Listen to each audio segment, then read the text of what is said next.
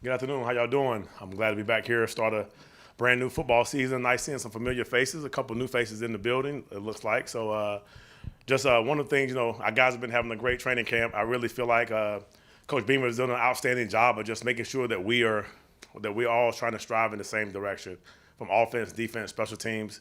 It's been a great camp. Also wants to welcome. Excited about Drew. Drew coming from UAB. A great get for us. He's a kid who's going to be able to play some defense for us this fall, and just excited about everything going on with the defense and the football team. Clayton, have you guys started UNC-specific prep yet? Well, one thing Coach Beamer always stresses to us about is this is a mock game week. So we kind of introduce our opponent that we're going to play the first week, and we also hit some things that was kind of some problem things during the season. This is our first week technically away from going against Coach Loggins and Spencer, which, that's a good break every now and again, but it's also a mock game week. So to answer the question, yes, and we're also doing some other things. You've seen some mobile quarterbacks in your time here. How much of a challenge is Drake Maye, who can lead them in passing and rushing for the season? Obviously, you got to give credit where credit's due. He's an outstanding football player.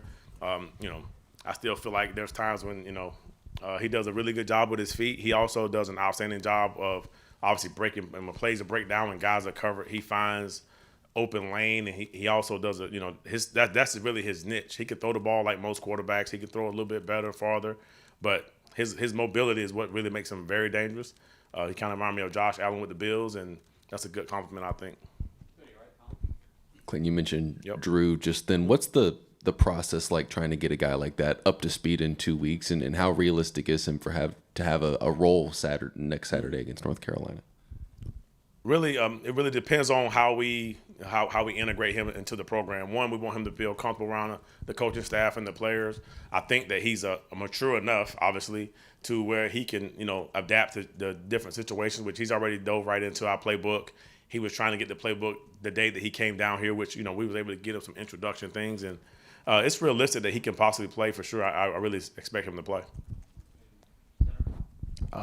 You've had 2 scrimmages now. What are kind of your takeaways from your defense, seeing them kind of in live action? Yep. What do you think still needs to improve in the 10 days till week 1?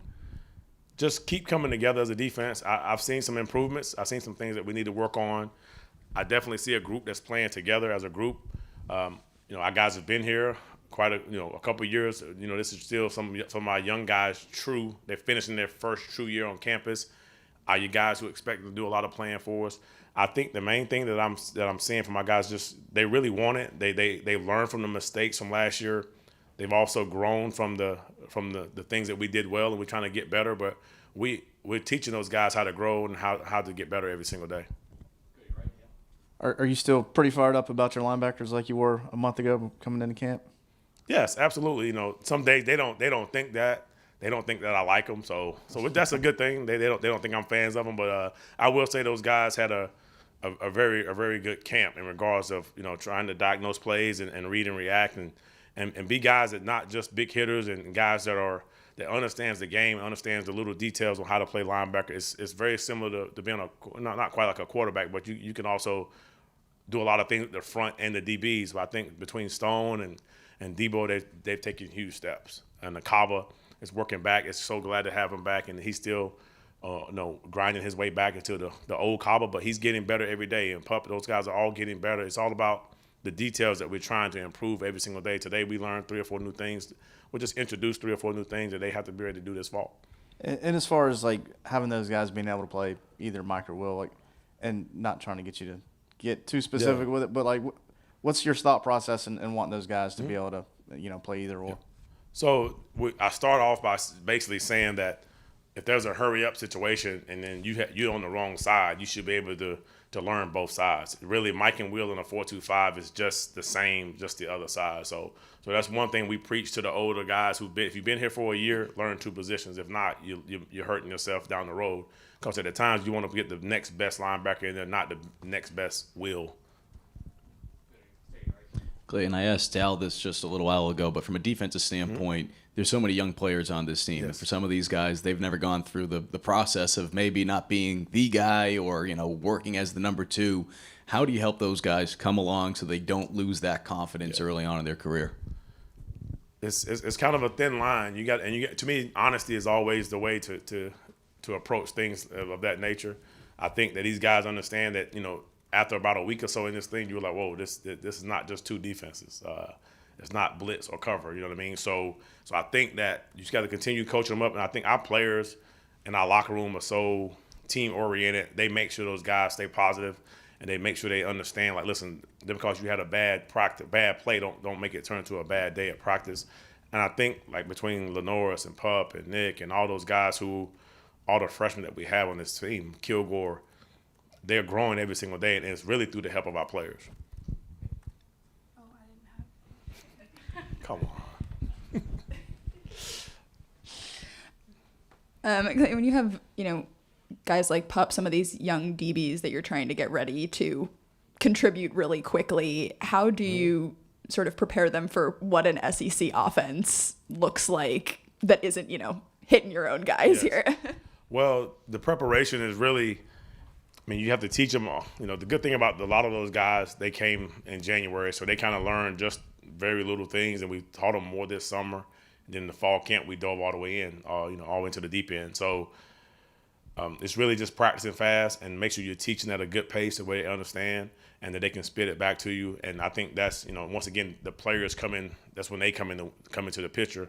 And then when they're on the field, they just got to be able to line up and play fast and show us your ability. We will be able to teach the stuff to you. We trust our coaching and our teaching ability, but they just got to get on the field and get lined up and play fast and get their eyes and feet correct. Clayton, you mentioned the past 2 seasons that stopping the run has got to improve. Was there, one dynamic thing that you did in the offseason or have implemented into preseason camp that says this is going to handle it? One thing, my personality, we definitely understand that stopping the run is a major thing. We really want to, obviously we want to get rid of that Achilles heel. But the thing is, you got to go back and really watch the tape. A lot of people, you can watch it from the outside, but when you turn on the tape, you realize that, okay, it's not as bad as it looks on paper.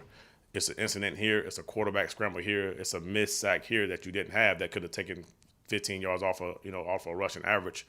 So we learn from it. We learn from it, and we are trying to grow, get better, and improve our tackling at the end of the day. If you improve your tackling from the tape that I studied, that there's a lot of those things that will be negated, but it's easier. Easier said than done. But I think we worked at it. But the key is, as long as we learn from what we did last year and grow from it, expect a high improvement, big time improvement.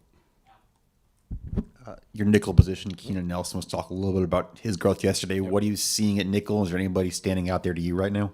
Yes, obviously the good thing about our defensive backfield is that Coach Gray obviously challenged those guys at probably the highest level I've ever been around a defensive back coach in regards of learning multiple positions.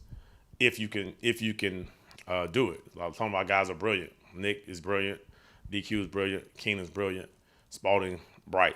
All those guys are bright guys when it comes to football learning. Everybody learns football at a different pace. They're at the highest level, so we have plenty of nickels that can go in there and play. The problem will be is we have to be able to upgrade the other positions if those guys were to go. Clayton, you've gone against Spencer now for 2.5 weeks. You saw him last year, and now you've seen him in camp. Now you're shaking your head. What's it been like to go against him, and how has he looked? It's been fun. It's been challenging. He's definitely made us all better as a football coach. There was at one point there was a challenge like who's going to get an interception from Spence, and then we finally got a couple. But it took us a good while during training camp. But he's I will say, one, I think he's an unbelievable dude. Like, there was a rap about it. There was a theory about him when he first got here, and then it's completely wrong. He's a humble guy. He's a team guy. He's fun. Me and him don't talk junk, but we talk to each other about things and looks, and it's been fun. I think that a lot of kids can learn from him in regards of starting over, getting a brand new start. You guys have read the press.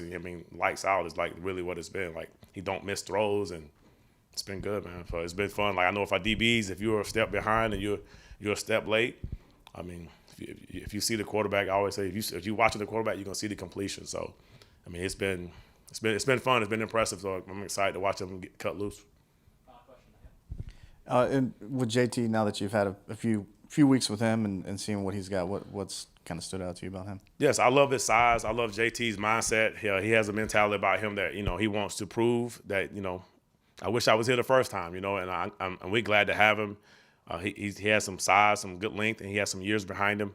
He's definitely a really good defensive end that can play field and boundary. He can drop in coverage. We're excited about what he's going to bring, and for his future is very bright here. Glad he's home. Thanks, Coach. Thank you. Y'all have a great day.